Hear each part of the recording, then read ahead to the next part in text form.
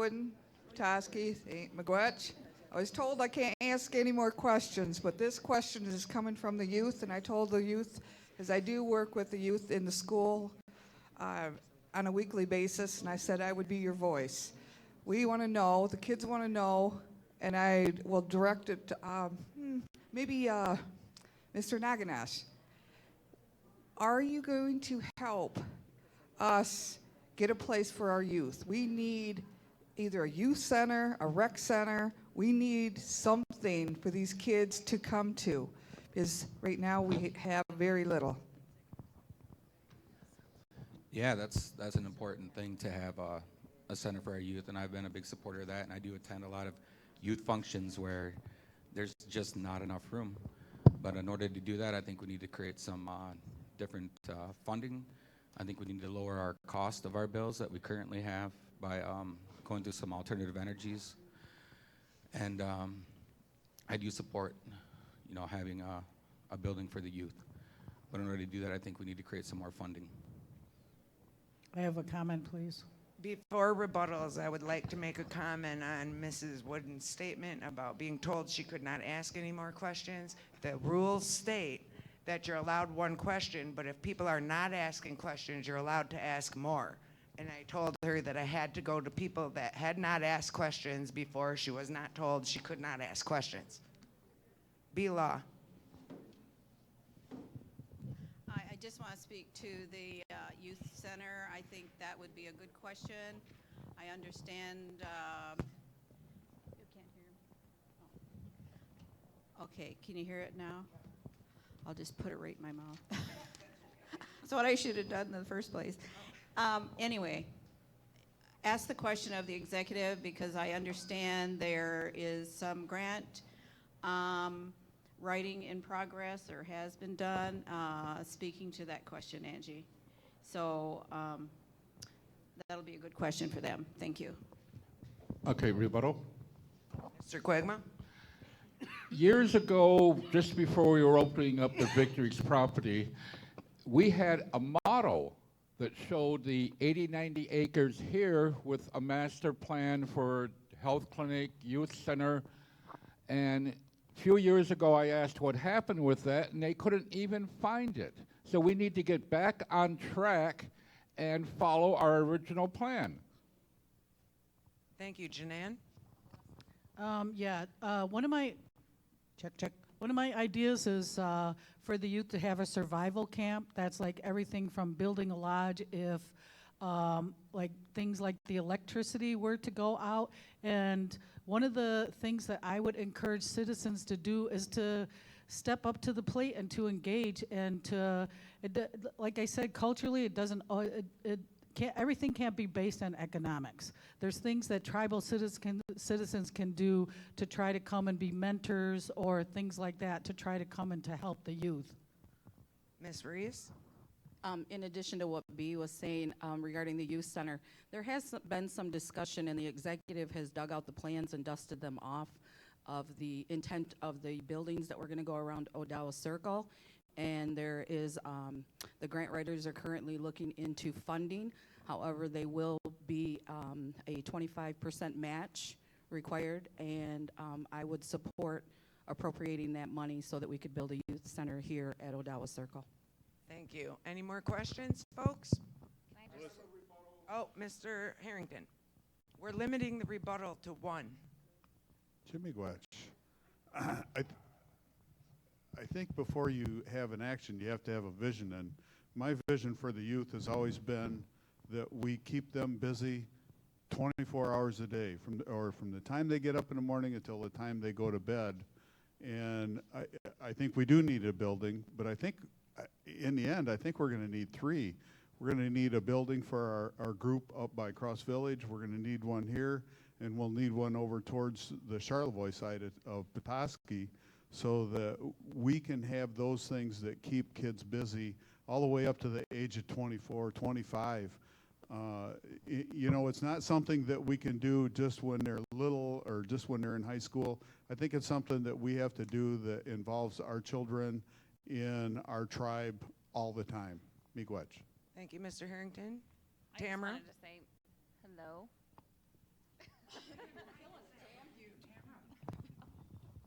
Hello? Hello. Hello. I just wanted to say that I would support a tribal center. That's it. Any more questions? Okay. Ani Cheryl Kishigoleski. My question is for Christine. You stated that you want to be a voice for our citizens that are in Grand Rapids. In what ways do you plan to accomplish that? Well, I have close ties with the people in the Grand Rapids area. We can't hear you. Okay. Is this on? Okay, I have close ties with the people in the Grand Rapids area. And just recently, the tribal elder director made it possible for a donation of over 100 pounds of fish to be given away. And so I went door to door and called the tribal elders, got them together, and we distributed the fish to Grand River Band of Ottawa Indians. It was a good day. The elders were glad to get out. They were glad to see each other. And people are always asking me questions about the tribe. One question I just recently received was, why is the food and utility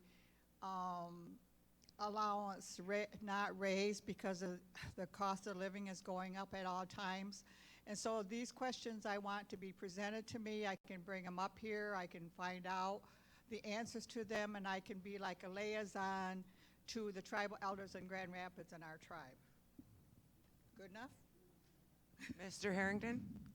Ani, yeah, I think that's really important question, and I know in the past Janet Showman represented really well the people of Grand Rapids, and without an outside voice, we don't hear a lot of stuff. And I think it was really important what Janet brought to the table, and I think you would too. Miigwech. I have a rebuttal also. On the Natural Resources Commission, we went and we did our meeting down there in Grand Rapids, and hardly anyone showed up. So then at the next one, we had the idea to co-collaborate with the election board and to do a meeting to see if we could draw more people in and for people to come and attend our event. And I think part of that is to be able to reach out to the citizens in that area. Even when they had the Flint water crisis, I called the tribal chair to see if we were doing something for those citizens down there and how we were addressing that. So a lot can happen when you co-collaborate, and that also I could foresee would improve communications between the Legislative Tribal Council and the citizens. Chuck, can you hear me? All right, yesterday we had a meeting, the Three Tribes Land Management, and one of the positive things that came out of that is the networking. Can you hear me?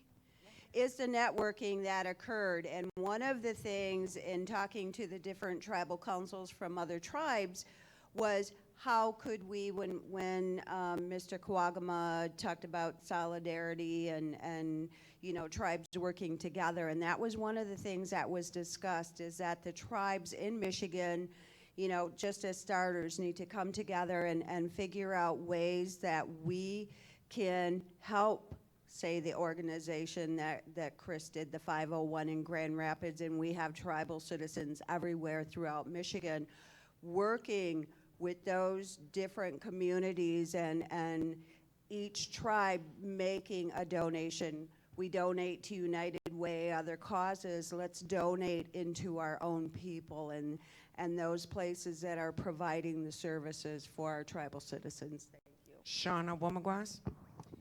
Shauna Wilmagwas, Harbor Springs, Michigan.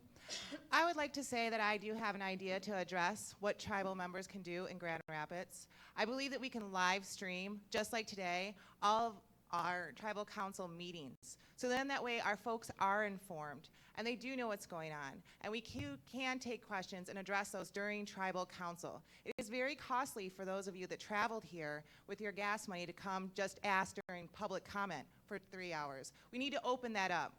And what I can do on tribal council is offer access to myself, answering the phone, answering your emails. If you have something to say and you want a voice out there, come talk to me. And when you want to know something, do not be afraid to come to tribal council or send me a text, send me an email, call me and say, hey, what is going on with this?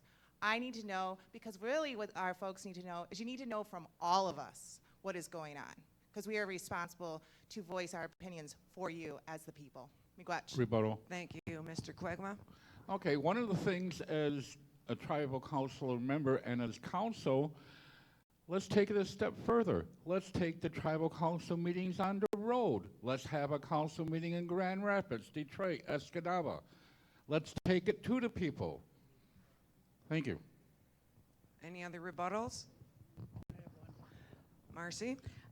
Currently, the tribal council meetings are available, and you can log into the Adobe Connect, and you can participate, and you are allowed to ask questions. So anybody anywhere in the state of Michigan and worldwide can log into the tribal council meetings currently and participate, and I would encourage everyone to do so. As of date, I think we've only had 1 or 2 people that have Adobe'd in. When Councilor Wemegwas was on, she Adobe'd into a meeting, and I have Adobe'd into the pod to run a meeting from home when I was not able to physically come to the meeting. So there are options available for you to participate that wouldn't involve you to come directly here. One of the things the election board did this year is implemented, this is all being video recorded. You will be able to access this at your convenience, not when this is happening. We're doing live stream, but we're also going to archive this. So say somebody really wanted to see this tomorrow, they're going to be able to access it on the internet. And before everybody leaves, we will make sure you have the address of where it is so you can tell people that didn't come. You're going to hold us to what we say? Yes. Mr. Otto. I just want to say that along with the Adobe Connect, that was one of my pet projects when I first got on tribal council, was to get this availability for tribal citizens to participate in our tribal council meetings, but also our committee meetings. And at that time, you know, and since then, I've been pushing for the idea of live streaming our tribal council meetings. You know, and it's getting less expensive and less expensive as time goes on, but we didn't want to spend too much on it at that time. But now I think is definitely the right time to do it. It's much easier. There are many different avenues to live stream, and it is much easier now than it was even a year ago. So, you know, I think that's definitely a direction Okay, that it's 1 tribal minute. council needs to go in. I have a rebuttal also. Of All course. right. It could be somebody's job to run one of those cameras at the tribal council meeting to make sure that that happens. Also, when I stated in the beginning to be transparent and communicate with the tribal citizens, but then again, it's part of the tribal citizens to seek out and to try to get information. It's not just up to us, but also you know, how is it that you get your information? We certainly can do a better job of trying to make accessible information, and whether it's live stream or Facebook, we have the technology in order to be able to connect with the tribal citizens. Thank you. I have a rebuttal. Tamara? I have a question for all of you. How many of you knew that our committee meetings were live streamed on the internet? Anybody?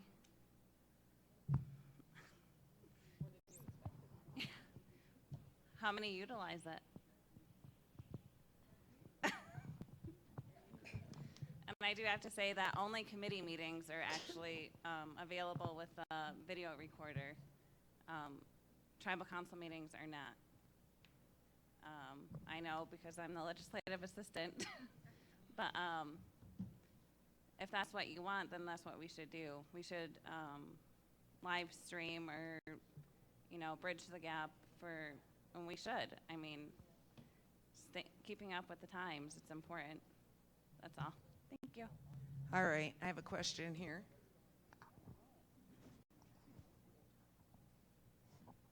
Oh, I'm on a roll now. I didn't say my name before.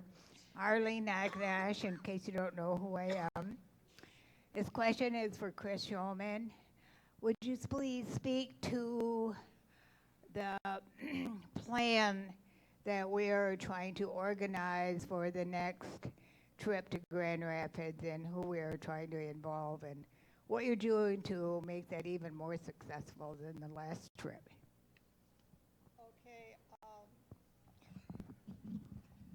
Okay, we had a date set for April 24th, but I just found out today we have to change the date.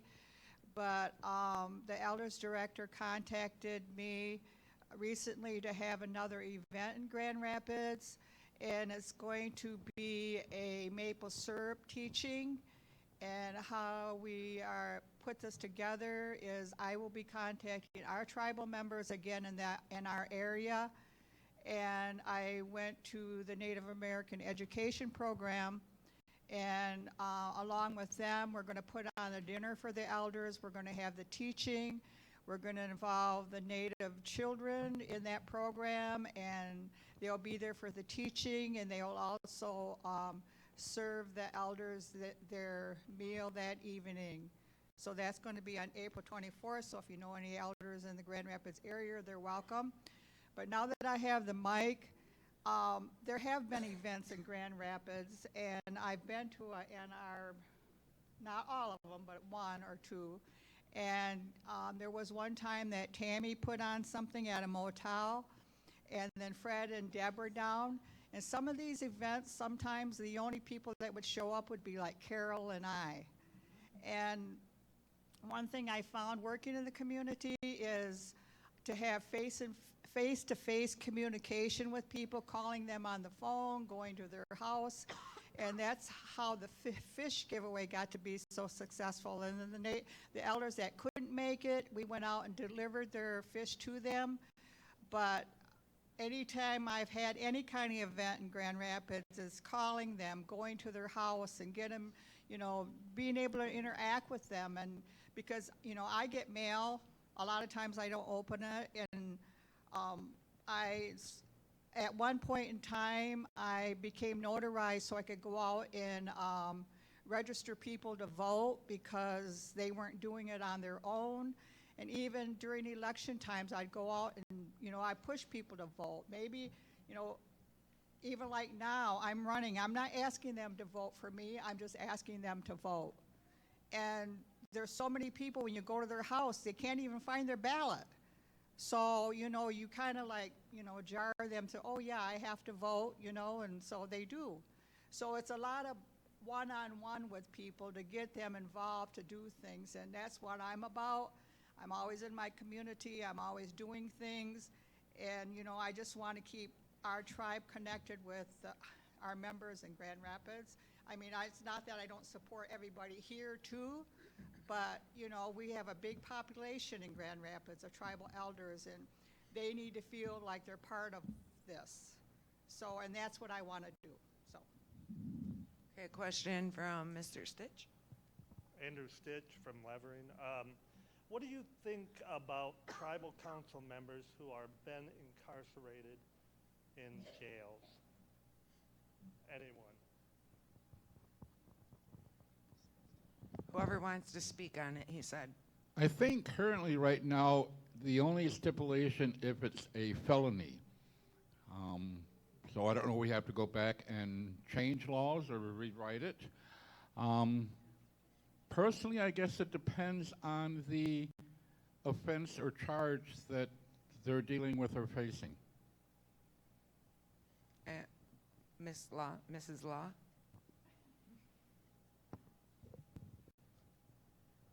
We, as you know, Stitch, and everyone, we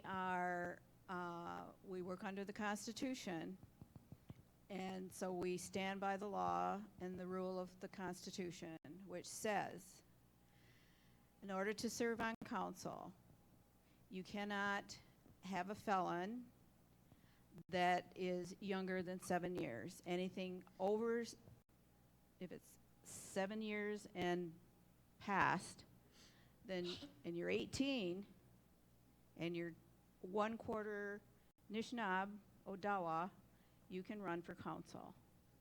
And that's the law. The only way it can be changed is if we have a constitutional referendum. Thank you. And that would take 20% of those that are qualified to vote to vote. Any questions from the audience?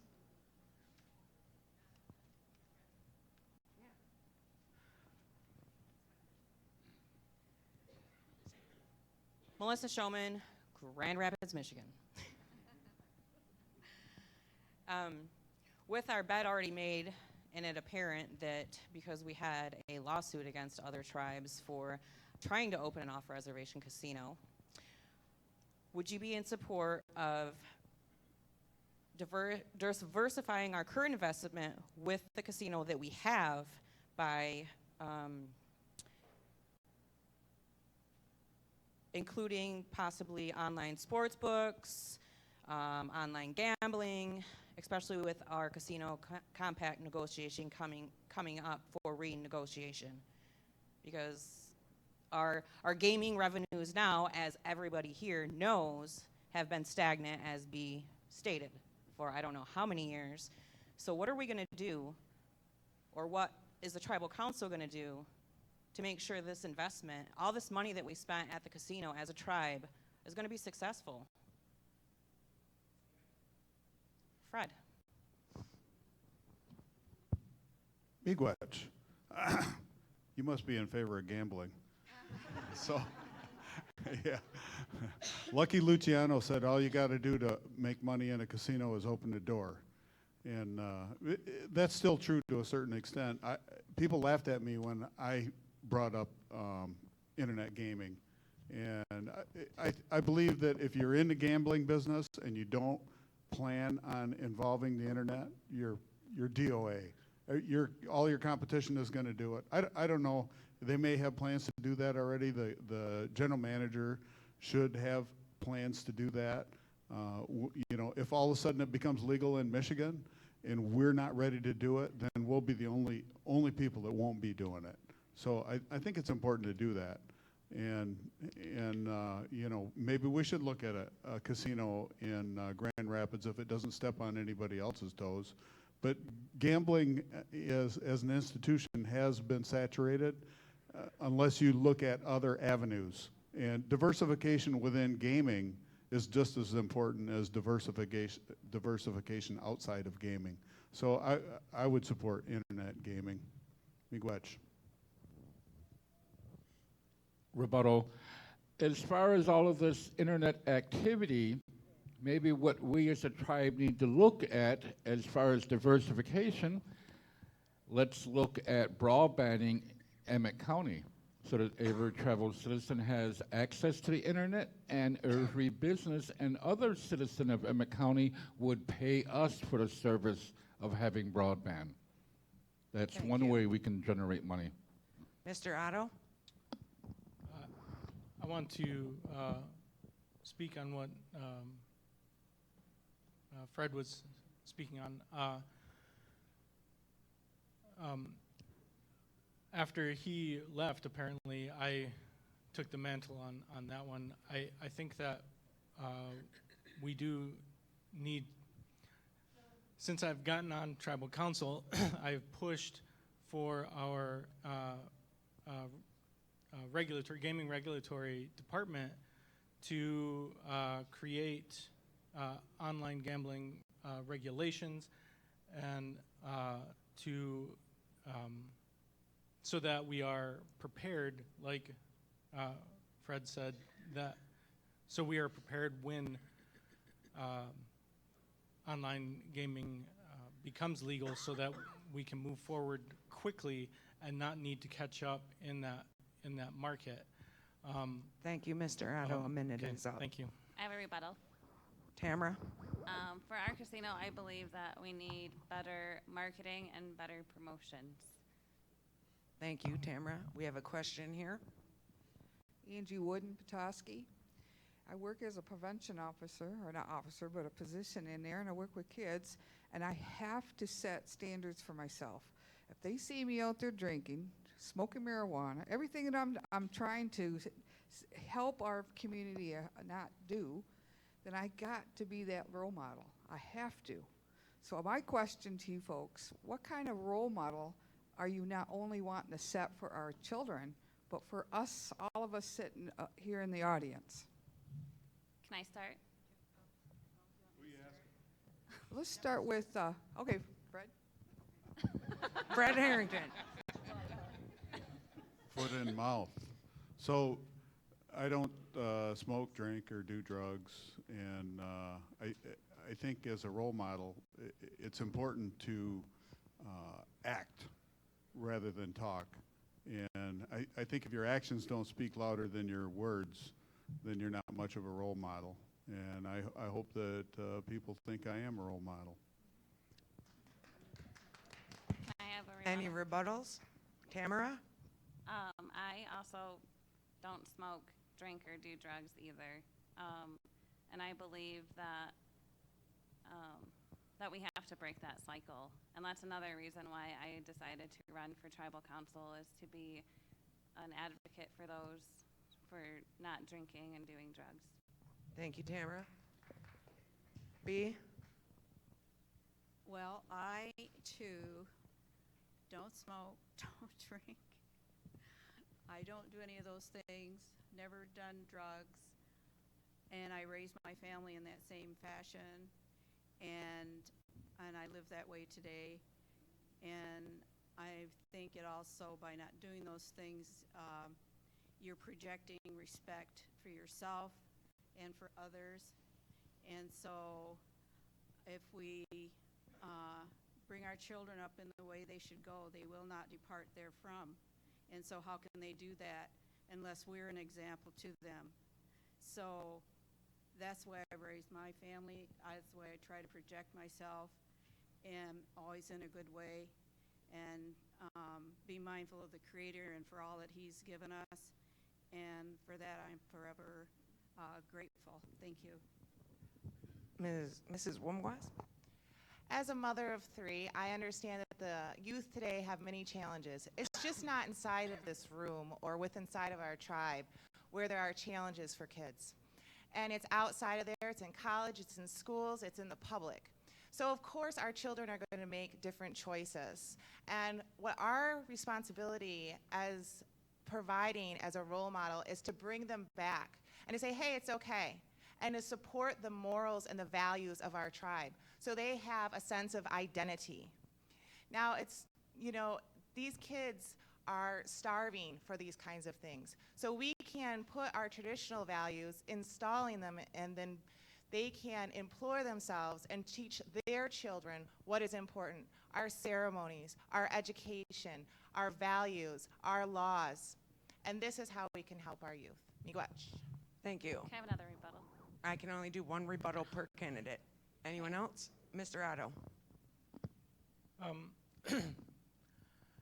I have smoked cigarettes. I have smoked marijuana. I don't anymore. I haven't for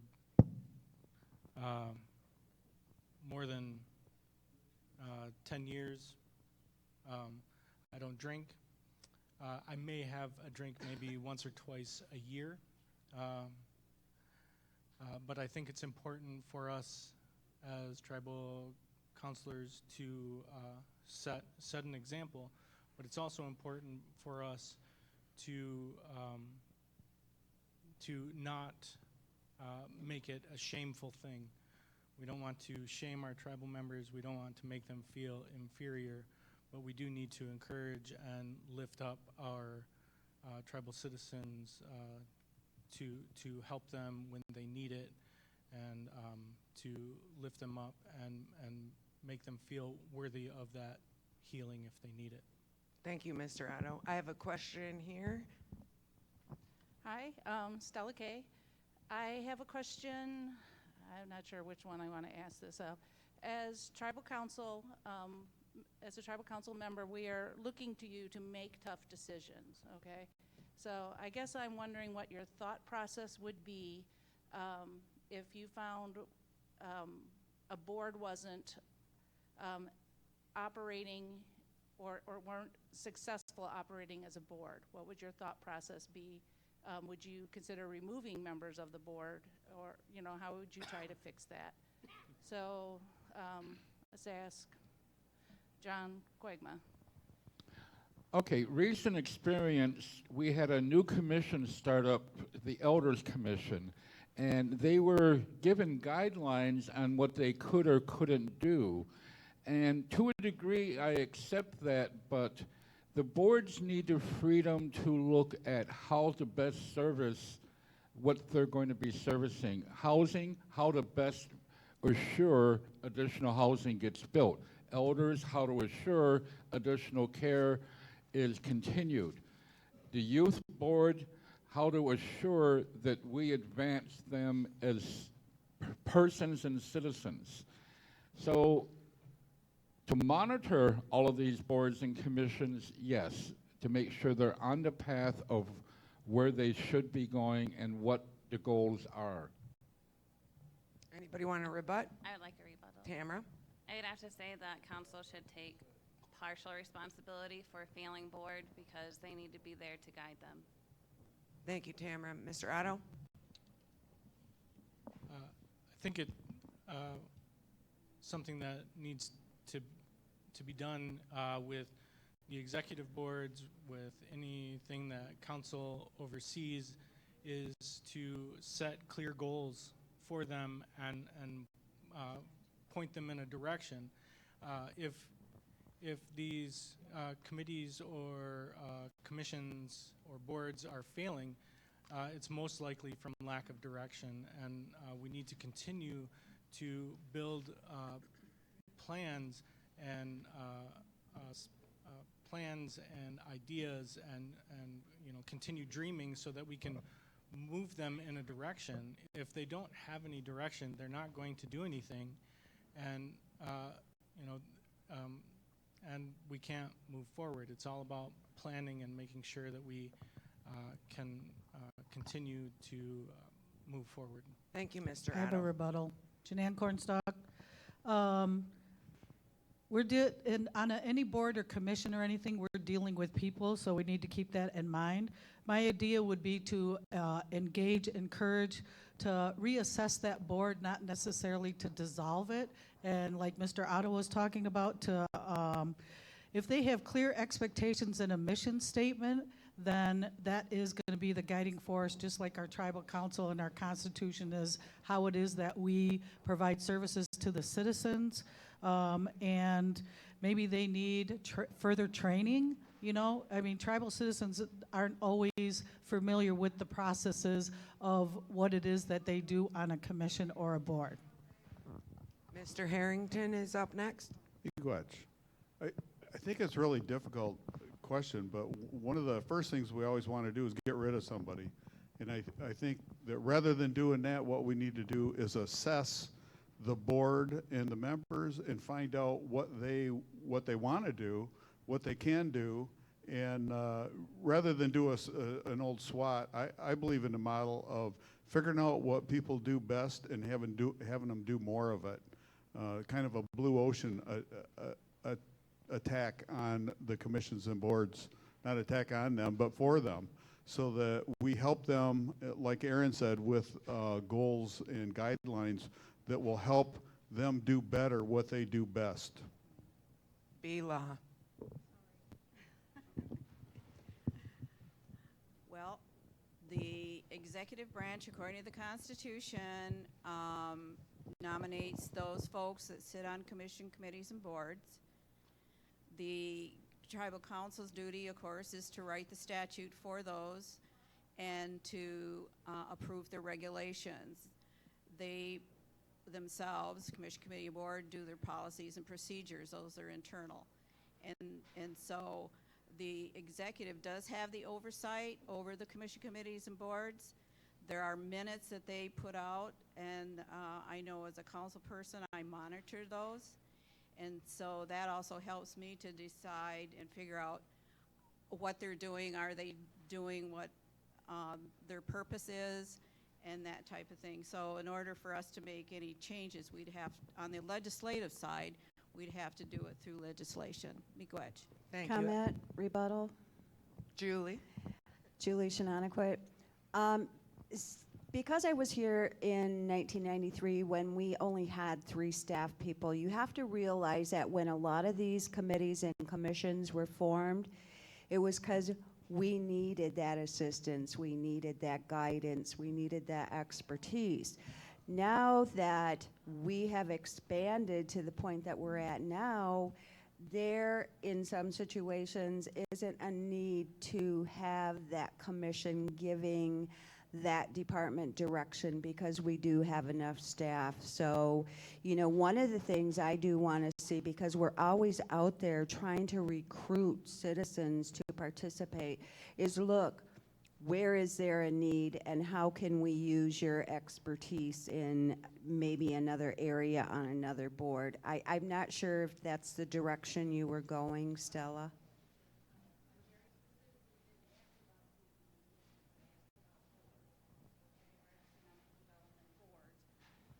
Which, in all due respect, the executive does not have, there are no checks and balances because the executive doesn't have the opportunity to nominate potential candidates for boards. Not on economic development boards, you're correct. She's correct. Or the gaming. That's done through statute, and I mentioned that in my opening remarks. Shauna? I have seen how many boards work and the impact that it has on our tribal citizens. I think legislation has to be very clear on the standards of what these boards have. And there needs to be a measuring stick and to show the progress and that there is equality within everyone. And it needs to be made very clear when tribal council appoints these boards, the intent of the law. Not how they think it's interpreted, but how the tribe interprets the law and what they're supposed to be doing. There is opportunities for training, and I believe that we should appoint folks that have a background in those areas. Miigwech. Thank you. Any other rebuttal? I have another question. Sorry, I have a question. I want to know, and I encourage rebuttals. I want to know who believes that if you believe that the the council should oversee our gaming board. Oh, I'll direct that at, I don't know, Mike.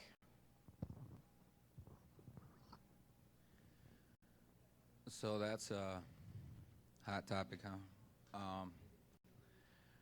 Having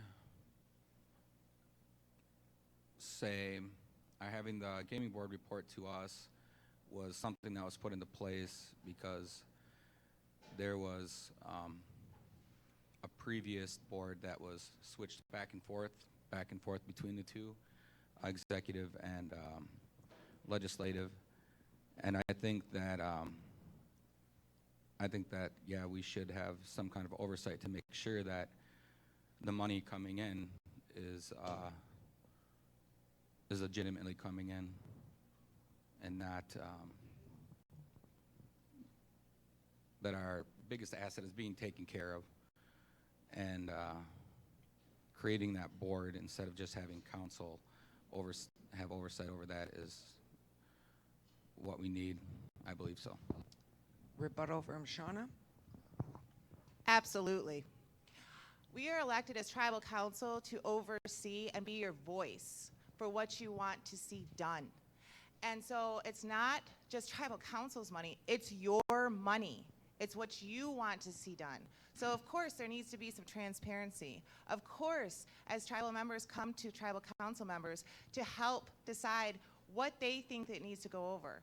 And so it can be clear and concise to tribal council who appointed those folks to see where we are. So absolutely we need to have oversight. Mr. Quagma?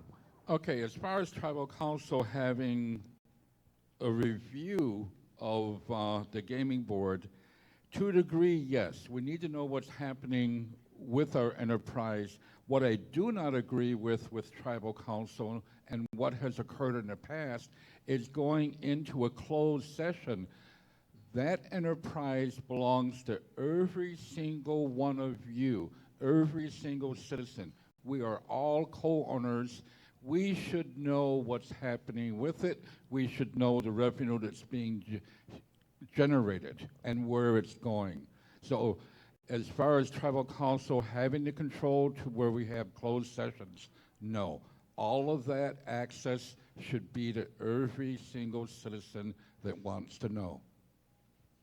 Mr. Harrington? Jimmy Quetch. Honey, I'm opposed to having entirely open session for the gaming. They have proprietary issues that they have to talk about, but those should be done in a management session. I do believe that tribal council should have oversight.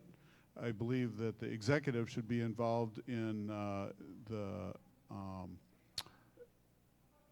the nomination of the board of directors, and I believe that the executive and the gaming commission should be involved in the management. I believe there should be a clear delineation. I know we've gone through a few different iterations, and it's pretty close to right now, but I believe that there should be more involvement with the third party, the executive. We've taken the executive right out of anything to do with the casino, so we only have two branches of government involved with them. And they should be involved more in the management, and council should be more involved in oversight. Thank you. Julie? Okay, I do have one more comment and then I'm done. When you talk about the delineation, yes, there needs to be, because tribal council appropriates the funds that come in from the casino. I do see them, the gaming board, being under us, but at one time we had both, the gaming board and regulatory under one body. You can't have the fox watching the hen house, I think is how the saying goes. So there was a separation. So the executive does play a part in the whole gaming world, and that's, you know, with the regulatory, that's the part that they play in the gaming. Thank you. I have a comment, yes. I do not believe tribal council should be involved in the day-to-day operations of the casino. Like, for instance, telling marketing that they want to see billboards on the highway, that kind of thing. That should be left up to the gaming board and the casino management. But the tribal council does need to know regular reporting, what's going on at the casino. But as far as day-to-day operations, I do not believe in that. Thank you. Okay. Vila? This is very brief. The tribal council does not have any input into the day-to-day. We do have some oversight, but it certainly is not in day-to-day, and we don't tell them where the billboards go. Thank you. Okay, I have one more question that I'm going to take from the floor, and then each candidate will be able to say their closing remarks, and we will break for lunch at noon, be done for an hour, so we can set up for the next part of the Meet the Candidates for the chair and vice chair. Okay, the focus is on casino revenue, but we have, Kathy Gibson, we have a number of properties that are just sitting there rotting, and I wonder what your plan is with these properties. One person. Aaron. Mr. Otto. As I've mentioned before, we're putting a work group together right now called the Land Management Work Group, and we're coming together to figure out a plan, whether we want to create a department that we know will oversee the properties and make sure that they don't fall into disrepair, or putting particular pieces of property, whether giving that to one of our chartered corporations to make sure that they don't fall into disrepair, or to a particular department like NRD. We want to make sure that our properties don't fall apart, that the buildings that are housed on those properties don't fall apart, and to develop plans for use of these properties compared to just letting them sit there and grow grass. Julie, you want to rebut? I just want to expand a little bit on what Aaron said, and that, is the intent of this new ad hoc work group is, where's this property going to go now? One of them, because we know there's such a great need for housing in this area, which properties would be best suited for housing?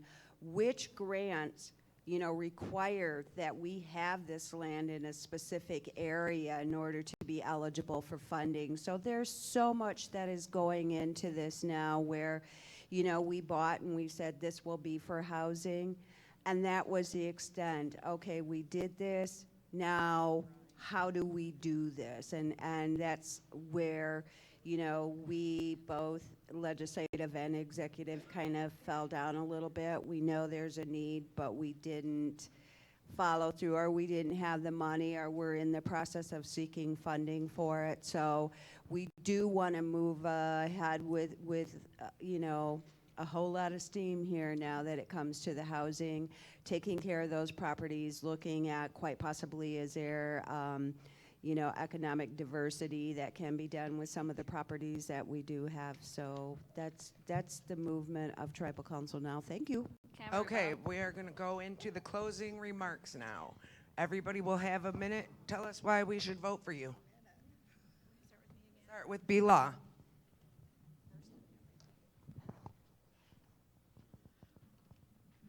Well, I am asking for your vote because I think I've proven myself over the years as a responsible, reliable, trustworthy person to get your vote. I believe in the Constitution. I believe in my heritage, and which I've expounded on lots of times, and then I get choked up. But that's what I do. And I will continue to work hard and to serve our Odawa community and be a good example to represent you, our tribal citizens. Miigwech. Thanks Thank for you your very vote. much. Hello, Shauna Wemagwas here. I promise to give you integrity, to promote transparency, to be your voice, to bring things forward, to bring forward legislation that makes sense, put some teeth in the law, find different avenues for economic diversification. I think we need to be looking towards the future and addressing the immediate needs. So I humbly ask for your vote. Miigwech. Tamara Kugama. Tamara Kiogama, and I just wanted to recap what is important to me, and that is the elders, youth, education, language, the farm, and economic diversity. And I believe that I'm at a good age to where I could bridge the gap between the youth and the elders. And I also believe that we shouldn't purchase land without a plan. Thank you. Mr. Quegma. John Quigama. What I'm going to do really hard to look at doing, we need strategic plans. As a nation, we need to know where are we going to be 5 years, 10 years, 25 years, and we need to follow that plan. And we need true transparency. January 19th, Tribal Council minutes. Tribal Council received $2.6 million from a lawsuit from the Bureau of Indian Affairs, and they put it in the general fund. By putting it in the general fund, that was their discretion to do whatever with it.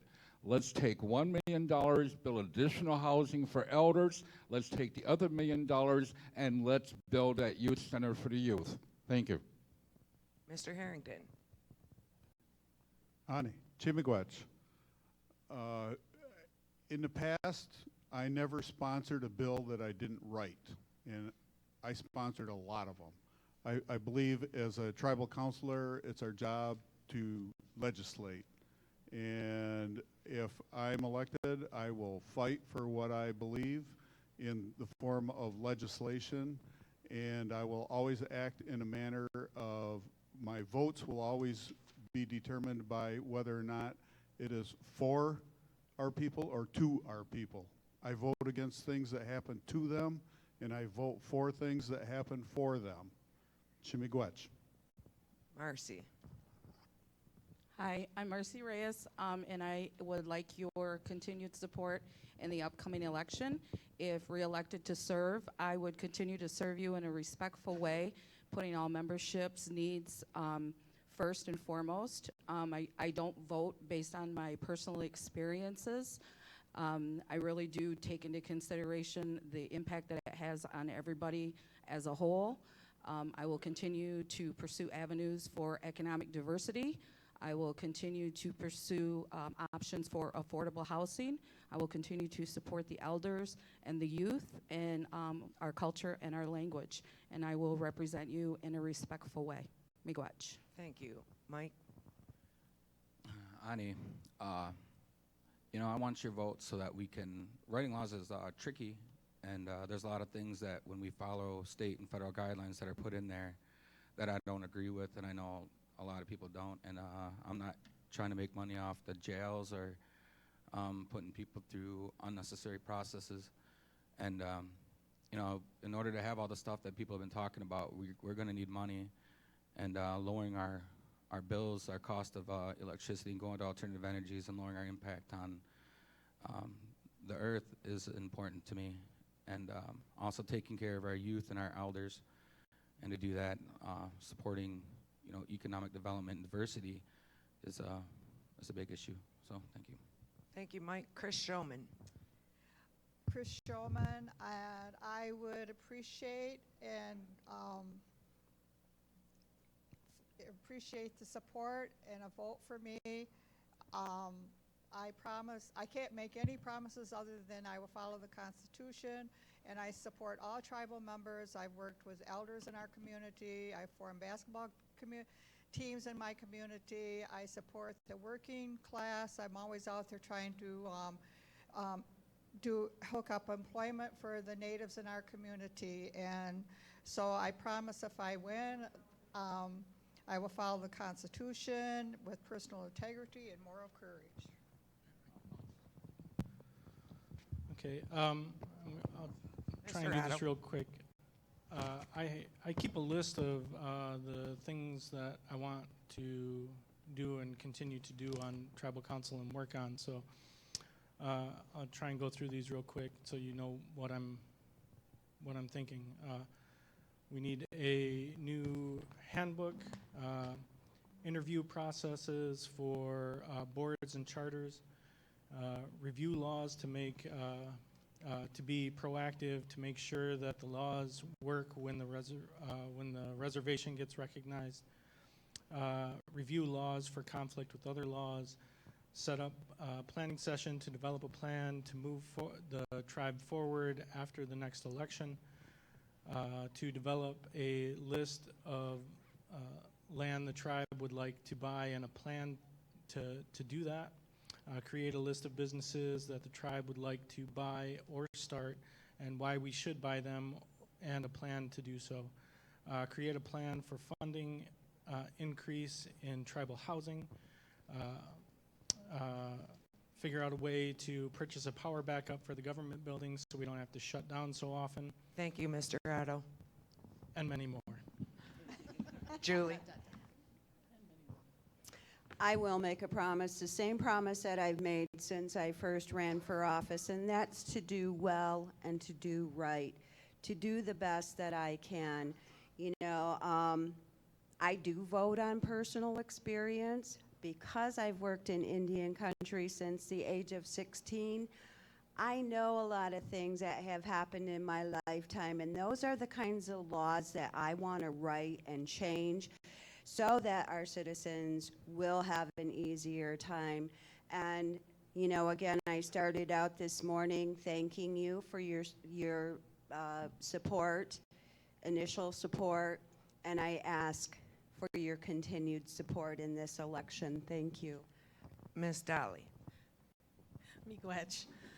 I believe in our tribe and all of its citizens, who we are, our land. I believe in our language. I am learning the language, and my goal would be to run a ceremony with all of you. I want to look at current laws. I want to make things work better for our tribe and its citizens. And I believe that my life experiences will enable me to do that. And I come before you with honesty, integrity. I didn't get to say much, but I welcome all of you to come and talk to me and ask me questions. Miigwech. Okay, once again, I would like to let everybody know that Mr. Adams got called back to work, and that's why he is not here. Janan. Janan Cornstalk, I am depending on your leadership to help me to provide leadership. I can do nothing without the tribal citizens. I need your input. It's very important for me to get communication or talk to you one-on-one so I can find out what the ideas are and what the needs are of the citizens. Again, I would say that transparency is very important, communicating with the citizens. It's a two-way street. I would like to encourage participation of the citizens in the election process and all the processes within our tribe, because this tribe is you and me, and we are kind of in a tough way in this under the Trump administration, because we're going to have lots and lots of challenges as they're making financial cuts in Indian country to health care and housing and all the grants that our tribal government truly depends on right now. So we might have to tighten our belts. Thank you, Janan. All right, I have to make another announcement. In the booklet that we mailed out, there were typographical errors in John Keshik's statement. One of them, it says his father's name, and after it, it says it, and it's supposed to be the second. There also is a misprint in the word Cross Village, and I asked John what would make him happy, and he said a formal apology from the election board, so we're here to say it happened outside of our doing, and we're very sorry to Mr. Keshik for having this happen, and we don't know why it's always his. I'm going to have Arlene Naganash say the prayer, and then we will eat.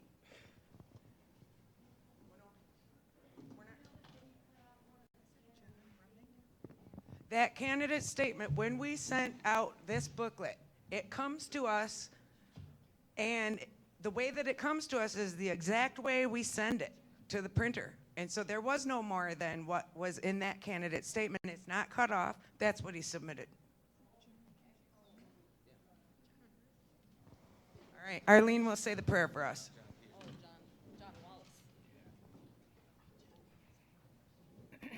Sam Argimishan, Winamash, Jabal Wisnian, Ahamash Mish Abuju Mishumith, Tabashas Quenin Dijnikaz, Wikwedwing, and Jabame, Bidaska, and Dama, Nimki Adudam, Mishumith, Migwechki Mishan Manda.